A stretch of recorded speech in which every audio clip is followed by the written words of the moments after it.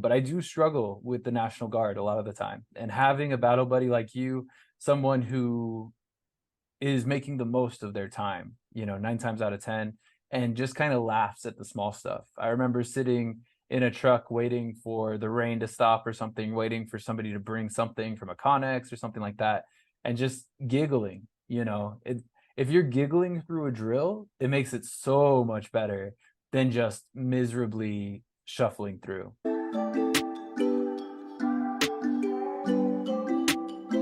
Welcome to the ASVAB Domination podcast, where we help you crush the Armed Services Vocational Aptitude Battery, also known as the ASVAB, in order to achieve your dreams of serving in the United States Armed Forces. I'm your host, Mickey Gamonal, and I'm excited to share my years of experience and expertise in ASVAB preparation with you. In each episode, we'll dive deep into test material, strategies for success, and insights from military veterans and experts. Whether you're a high school student considering military service or a seasoned professional seeking to advance your career, this podcast is your ultimate guide to mastering the ASVAB and achieving your goals. Let's dominate the ASVAB together. What's up, everybody? Welcome back to the ASVAB Domination podcast with Mickey Gamonal. I am your host. I am super stoked today. I am interviewing one of my favorite soldiers of all time. Michael Javan is currently the Brigade S3. He's an operations officer at the 17th Brigade over in Nevada for the Nevada National Guard. And I worked with Javan for a good 2 to 3 years at 100th, back when I was in Vegas, working through 100th Quartermaster. And Javan really has been one of my main mentors throughout my military career. I saw him as a very successful platoon leader for 1st Platoon, working with Platoon Sergeant Vega, who later became my platoon sergeant. I saw him rise into XO. He went to NTC while I was at Bullock, so I didn't get to enjoy that experience with him, but I know that he really earned his stripes at NTC because of the way that the soldiers treated him after he got back. He was somebody who was running around, he was moving and shaking. He was one of those soldiers who isn't slouching. He's out there killing it. So very excited today to have Michael Javan. Javan, how are you doing today? Going good. How about yourself? I'm doing great, man. I'm doing great. Like I say, stoked to have you. So initially, you were with the 100th Quartermaster. You're what people call a prior service soldier. And so what that means, and you can correct me if I'm wrong here, because you've been at it for longer than I have, you were an enlisted soldier, I believe, with the engineers before you went ROTC route to become an officer. Now, these are the kinds of soldiers that I love to work with in my ASVAB program, because these are soldiers who recognize the difference between enlisted and officer, and they recognize the difference that an ASVAB score can give you. And I don't know if you had to retake the ASVAB to go ROTC, but I do know that coming from prior enlisted into an officer slot, you're much better prepared than many of us who were at OCS. We had prior service members with us at OCS, and if we had no previous experience other than basic training, we didn't really know how the unit was run. So I think coming from that enlisted side over to the officer side probably served you well. So yeah, go ahead, just run me through kind of your military career and how that worked out. All right. So in 2013, December, I went in as an E1 after I graduated high school.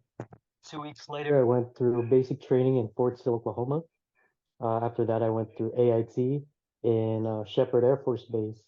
During Shepherd Air Force Base, I got in contact with the ROTC recruiter because I knew from the get-go I wanted to be an officer.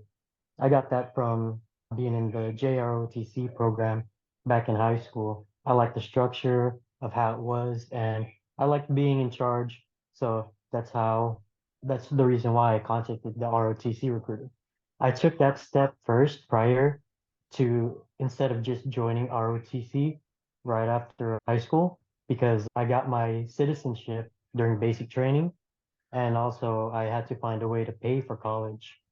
So after that, I competed to get a contract in ROTC at UNLV. I scored second. I got my guaranteed reserve forces duty contract. And after that, after the 4 years, commissioned as a second lieutenant and went straight into the 100th Quartermaster.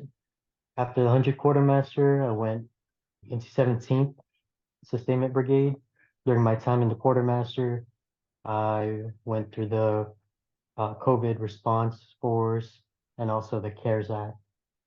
So overall, that was pretty much it. Awesome. No, and that's huge. Citizenship and going to college is already more than most people maximize their benefits. But you're someone who actually has multiple degrees, right? So go ahead, tell me. I know that you're a learned man. Tell me about all of the educational benefits that you've kind of capitalized on with your time at the Guard. So for at least I know in the Nevada Guard, as soon as you enlist, you can use your tuition waiver. It's not tuition assistance, tuition waiver. It's any Nevada school, you get 100% off. The only thing you have to pay is for the fees, which can be 200 to $500 depending on which institution you go to. So I went in UNLV first, got my criminal justice degree in 2019. And then after I received that bachelor's, I went back after COVID, after receiving my post 9/11 GI Bill, and went for a master's in urban leadership, graduated in 2023. Then after that, I went backwards and went through the College of Southern Nevada, graduated with an applied associate's in criminal justice in the just last year. Cool. In 2023 as well. So not only did you get a master's, you got an associate's in the same year. Yes. Awesome. Very cool. Very cool. And what inspired you to do that, right? Like a lot of people would say, why would you go backwards and get an associate's? Myself included. I'm terrified of going back to school. I got my bachelor's degree. Sometimes I think about getting a master's, but I've never even considered going back and getting an associate's. So what inspired you to get that? To be honest, I went back for the GI Bill benefits. If you don't know, the GI Bill pays you BAH for the certain amount of time you're activated or deployed. So I had 60% and I had about 1,100 every month as for BAH just for going to school. And you need at least one class in person and the rest could be online, but it would have to be a full schedule. So it's just additional income I can get on the side. Right. Awesome. Yeah. And this is the kind of stuff that recruiters love to purport, right? They love talking about how you can get paid to go to school. But, it sounds like you found a way to truly get paid to go to school in a way that made it worth going backwards, picking up an associate's, because at the end of the day, an associate's definitely isn't going to hurt you, but that extra income while you're getting it, that can definitely help you a lot too. So that's great. Yes. Awesome. Awesome. Awesome. So initially, I know you enlisted as a 12 November. Is that right? 12 kilo. 12 kilo. What is that? What's the difference? It's a pipe fitter. Okay.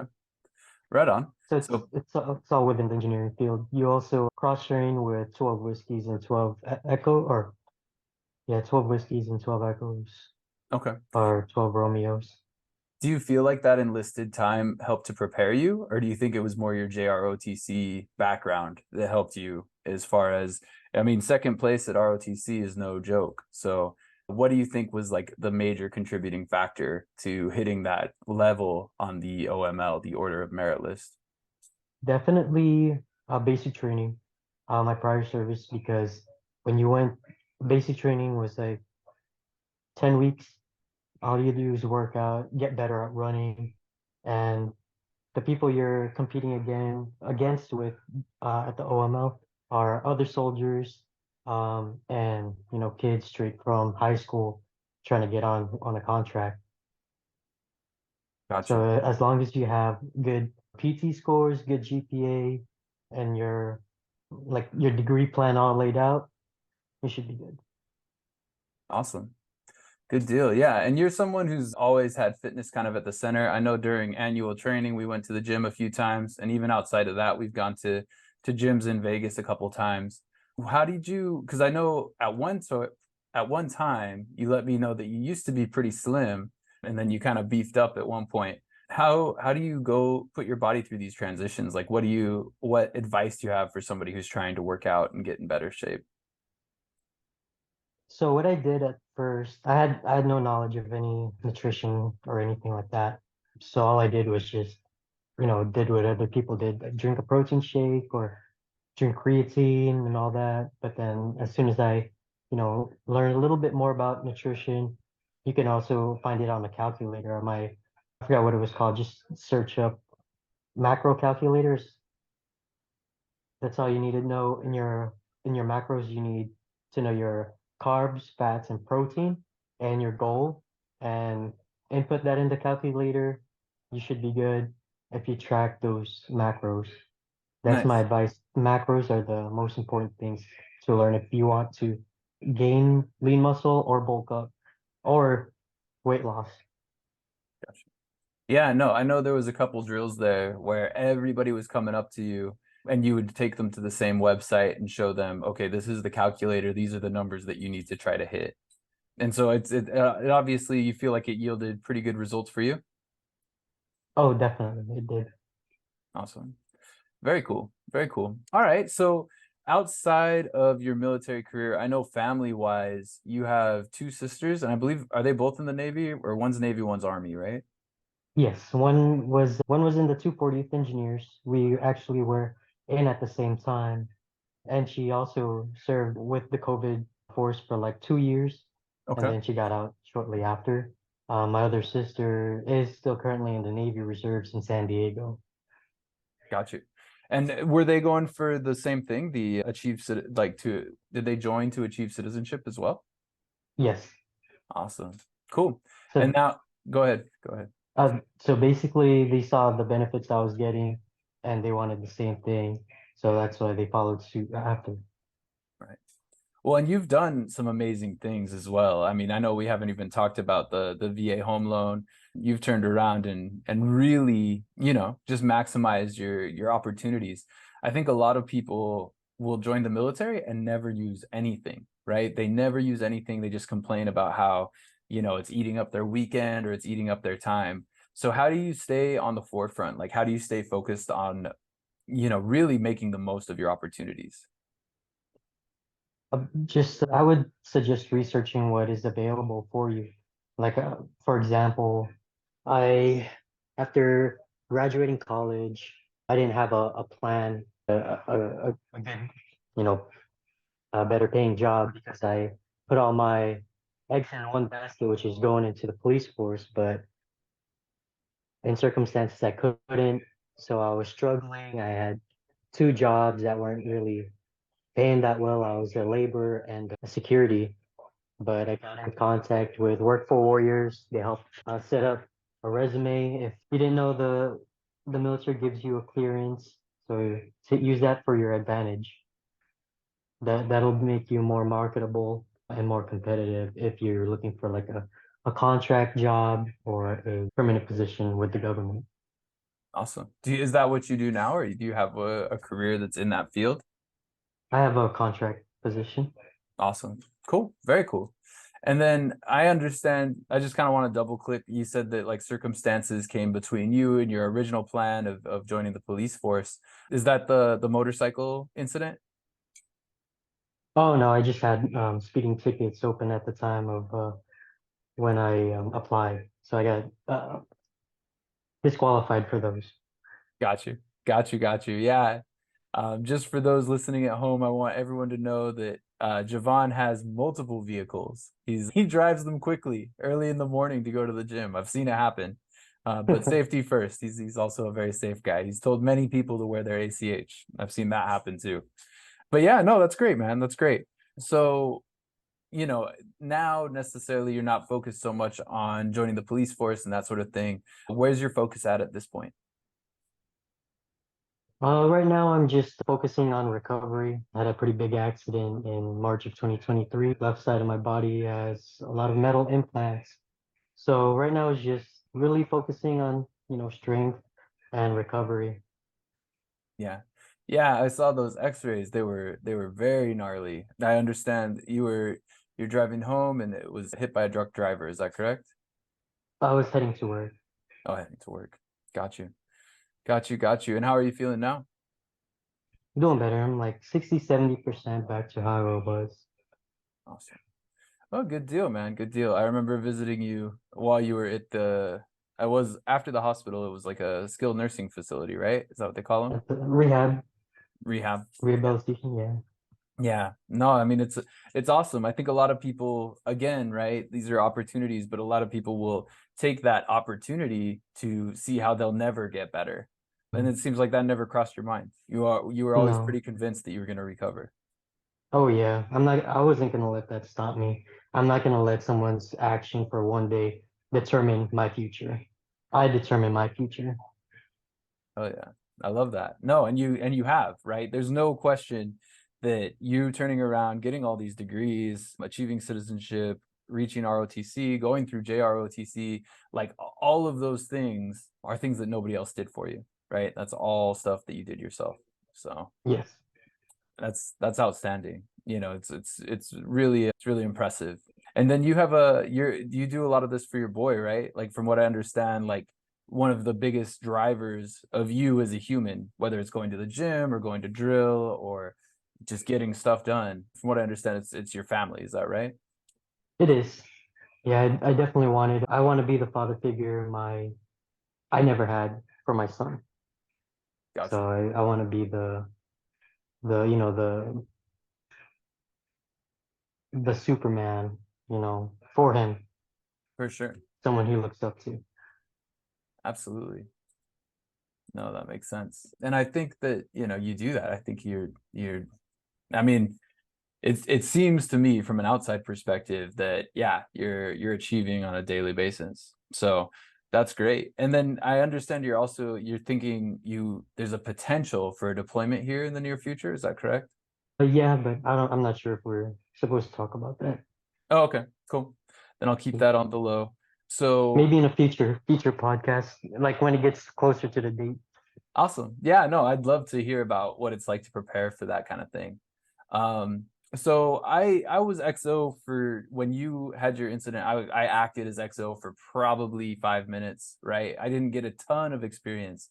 Now I understand at this point, of course, the XO is pretty much responsible for the unit. The commander is going to be the one that's taking on all the liability, but the a good XO is going to be the one who's in the loop on everything and making sure that the commander is making the best decisions. Can you tell me, because I'm about to in my personal career, and as you are like one of my greatest mentors, what do you recommend as far as being executive officer? What are the hallmarks of someone who is achieving as a good XO? A good hallmark would just take a step back, see what the unit's doing right and what the unit's doing wrong. Just write it down. People are in their positions for a reason. Try not to micromanage it. So if you see something's not right, say something. The biggest part is safety because if safety is not enforced, then it's ultimately whoever is in charge or whoever signed the deliberate risk assessment. It's always going to be the officer that's the one that's going to get blamed. So make sure safety and make sure that everyone's doing what they're supposed to. And if they don't, ask let them know that it's okay to ask questions. And if you don't, it's okay for you to go to your commander or whoever's in charge of you to help you mentor. Always ask questions because if you don't ask the questions, then you will never know the answer. I like that. No, and I think it's hard. I think from my perspective, not telling people how to operate is something that I struggle with. I think taking a step back and seeing how things work is something that everybody can benefit from. And remembering that the people are in those positions for a reason. It's something that's so easy to lose sight of because you come in and you think you're going to make a really big positive impact, but you forget that there's systems that already exist, there's systems in place, and to kind of go through those proper channels has quite a bit of value. So I think that's really good insight. Awesome, man. Well, is there anything else? Oh, before we go, so last two questions ish. I just want to ask you how your ASVAB, what's yours like particular, your specific ASVAB story? How did that play out for you? I vaguely remember it was during high school. So there was a time in high school where if you signed up for the ASVAB, they let you go from your class to the testing center. I remember that when they let me go, the ASVAB already started. They're like, "Oh, you can't come in here. It's already started." So when I was enlisting, I was actually gonna enlist into the Marines, and they took me to the ASVAB, and then I did my research along the lines, and I found the Army National Guard was better suited for me for the education benefits, the citizenship. And I know people are going to say, oh, the Marines also would have education benefits. But yeah, if you're active duty, you would have to work on your own time. So you got your duty day, and then you also would have to do it on your own time. But in the Army National Guard, you're only doing the military part-time, and then you have the entire rest of the month to focus on your career or your school or whatever you got going on. Got you. And so that's what spurred you. But you did get the test score. It came from the Marines. Is that right? Yes, Awesome. You did. but Go ahead. but I think it was like it's like a general thing, so it can go in any branch. Yeah. Yeah, no, this is exactly what I recommend all my students to do after they get the score they want, is to kind of shop around, shopping around, because it's a large chunk of your life. I think even Marines, if you're going active duty, is a 3-year contract. National Guard is a 6-year contract. And then in your situation, you've always been like a 20-year soldier, right? Even at that time, were you planning on going in for the long haul? Oh yes, definitely, Gotcha. definitely. Awesome. So yeah, no, I think it's great that you actually took the test and then you shopped around, made the most informed decision. And it shows, right? It shows in every decision you've made since then, as far as, getting all of the possible education benefits, getting the max amount of money return. It shows that you put in your research. So that's great. Have you ever thought about going back to Marines? Has it crossed your mind at all? No, I haven't. The recruiter that convinced me to go in the Army National Guard was a prior Marine. He said he got X amount of degrees or working on a degree through the National Guard, and the only thing he got out of the Marines was a certificate and a tattoo. Nice. Yeah, I think you got a little more than that already. So that's great. It's actually really funny. 2 episodes ago, I interviewed Sergeant First Class Schwartz. He's with Team Schwartz. He's a really big online recruiter for the National Guard. And he was trying to go Marines, and he ended up going National Guard as well. So, and he purports the same thing, right? He knows about everything that you're talking about. All of those benefits are it's too much to pass up. It is, Nice. especially coming from nothing and you see all, as long as you're willing to work for it. I came from a low income family, so as long as you're willing to work for those opportunities, it's always going to be open for you. And as long as you got that drive, nothing's going to stop you. Nice. I love it. Very cool, man. Very cool. So yeah, that's really all I got. Did you have anything else? So I'm going to ask you, to share your socials and stuff like that, but did you have anything else you wanted to share with people at large? If you have any ASVAB questions, hit up Mickey Gamonal or Gamonal Tutors. Hey, thanks, man. Thank you. Yeah, no, I really got to show a lot of appreciation. I think I do complain, on the podcast. I enjoy talking about ASVAB. I enjoy teaching math, right? I'm a math teacher by nature, but I do struggle with the National Guard a lot of the time. And having a battle buddy like you, someone who is making the most of their time, 9 times out of 10, and just kind of laughs at the small stuff. I remember sitting in a truck waiting for the rain to stop or something, waiting for somebody to bring something from a Connex or something like that, and just giggling. If you're giggling through a drill, it makes it so much better than just miserably shuffling through. So I gotta show a lot of appreciation to you. You're one of those soldiers that I definitely look up to. So thank you for that. Thank you. Thank you. Awesome. All right, guys. Well, that's it for this episode. Feel free to reach out if anything. Thanks so much, Michael. Thank you. Remember to be kind to yourself and treat yourself as a learner. Are you considering a career in the military but feeling overwhelmed by the ASVAB exam? Look no further than GamonalTutors.com for the best ASVAB prep courses. Our courses are designed by experienced instructors to help you master the best sections of the ASVAB exam, including mathematics, English, and general science. We use proven teaching methods and provide extensive practice materials to ensure that you are fully prepared on test day. With GamonalTutors.com, you'll have access to comprehensive study guides, personalized tutoring sessions, and online practice exams. Our courses are available on demand, so you can learn at your own pace and on your own schedule. Don't let the ASVAB exam hold you back from achieving your career goals. Sign up for GamonalTutors.com ASVAB prep courses today and take the first step towards a successful military career.